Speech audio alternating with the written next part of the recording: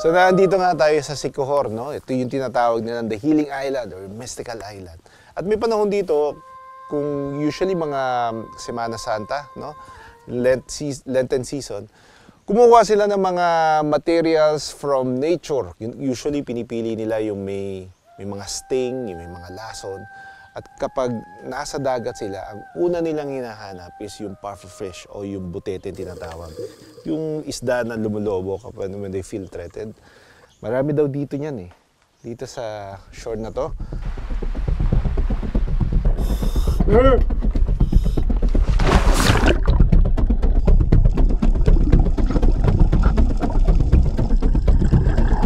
Wala pang isang minuto ng pagsisid, nagpakita na agad ang butete.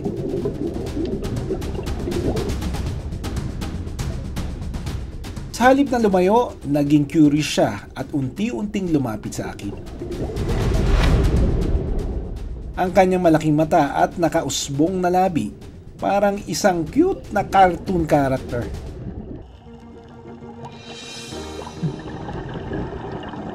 Maya-maya pa, isang makulay na pufferfish ang nagpakita. Sa ganda ng kulay nito, imposibleng hindi ito mapansin sa ilalim. Pero wag palinlang, dahil ang mga butete biglang nagiging matapang kapag may banta sa buhay nila. Kapag na-corner, kayang palubuhin ng pufferfish ang kanyang katawan para tukutin ng kaaway.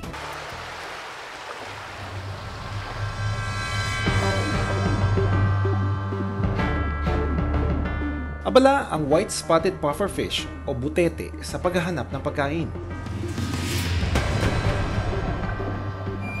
Matyaga nitong iniisa-isa ang damo para makapag-almusal. Hanggang sa mabaling ang atensyon nito sa isang salp, isang zooplankton.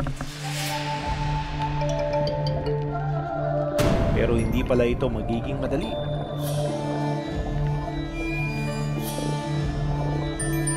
Dahil ang salp, mailap. Hindi tumigil ang butete sa paghabol nito hanggang sa wakas, mayroon na siyang pagkain. Pero hindi pa rin siya kontento. Sunod naman niyang pinuntahan ang upside down jellyfish.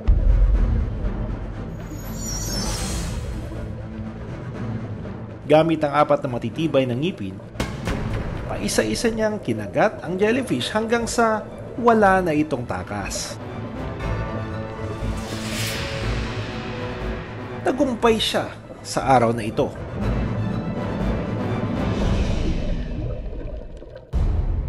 Kung sa ilalim, panakot lang nila ang pagpapanggap na malaki. Sa ibabaw, sila ay totoong nakamamatay. Ngayong Hulyo, 2 bata ang dead-on arrival sa hospital dahil sa pagkain ng butete sa Lamitan, Basilan. Isinugo din sa ospital ang isang miyembro ng kanilang pamilya. Ayon kay Naisa, ina ng batang namatay, ibinigay daw ang butete ng kanyang kapitbahay sa mga bata. Sumabay rin ako sa anak ko kumain. Ako ang nagluto 2 piraso. Pagkatapos, yun, hindi namin maanuan kapag yung gabi na yun, siguro mga mag-alas 2 na, yun na yung nag-ano yung bata, yung pamangkin ng asawa ko.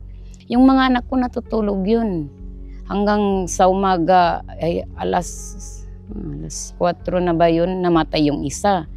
Na pagkatapos na nagising yung anak ko, sabi ko, namatay na yung pinsan mo. Na doon, nasabi ng anak ko, matulog pa ako. Sabi niya, masakit daw yung tiyan niya. 2 piraso yung kinain na yung dinuto ko, na kami na yung pati ng anak ko. Nakaramdam si Naisa ng pagkahilo at pagsusuka. Yung namatay na yung 2 bata, naramdaman ko ito, parang humihina na ba, hindi na talaga ko, parang hindi ako diretso makatayo. Nagsuka na ako. Hindi na ako lakad. Hindi na talaga kaya ng ano ko, pati ulo ko masakit na. Pati liig ko parang pinipilipit na talaga ng sakit. Hindi ko na talaga maano. Tapos pagkatapos sabi ng nurse, wala na tong puso long niya. Smooth Blasop, isang uri ng butete, ang sinasabing nakain raw ng mag-anak. Wala pang antidote o gamot kapag nalason ka ng butete. Ayon sa mga eksperto, kapag aksidenteng nakakain ng butete, kailangang magbigay ng oxygen sa pasyente at agad na pumunta sa pinakamalapit na ospital. May taglay itong lason na tetrodotoxin na matatagpuan sa balat at lamang loob ng mga butete. Pero iba ang reputasyon ng mga pufferfish sa probinsya ng Siquijor. Kwento ng manggagamot na si Jonel na kapag papagaling daw ang mga pufferfish.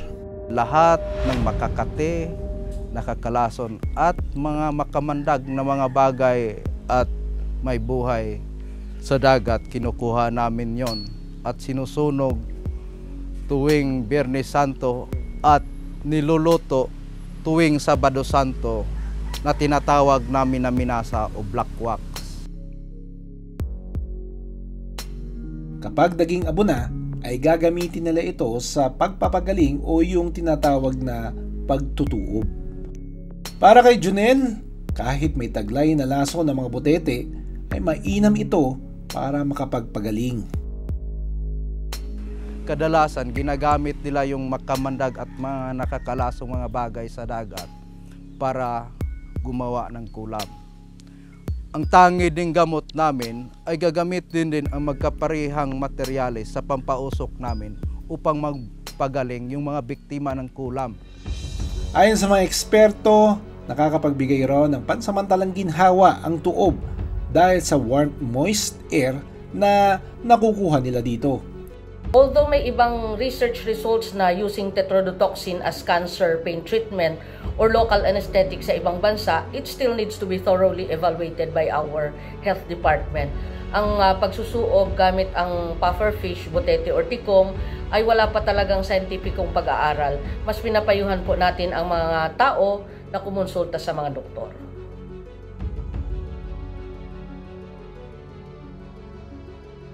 Totoong nakakalason ang pagkain ng ilang species ng pufferfish, pero hindi rin nila sinasadya na maging pagkain para sa mga tao. Sa ilalim kasi, mas nagagampanan nila ang kanilang role sa kalikasan. Ang paglilinis ng coral reef para mas marami pa ang isdang pwede nating makain. Muli naming paalala, hindi lahat ng lamang dagat ay pwedeng kainin. Karamihan sa kanila, mas mainam na nasa ilalim para mas makatulong sa atin. Maraming salamat sa panonood ng Born to be Wild. Para sa iba pang kwento tungkol sa ating kalikasan, mag-subscribe na sa GMA Public Affairs YouTube channel.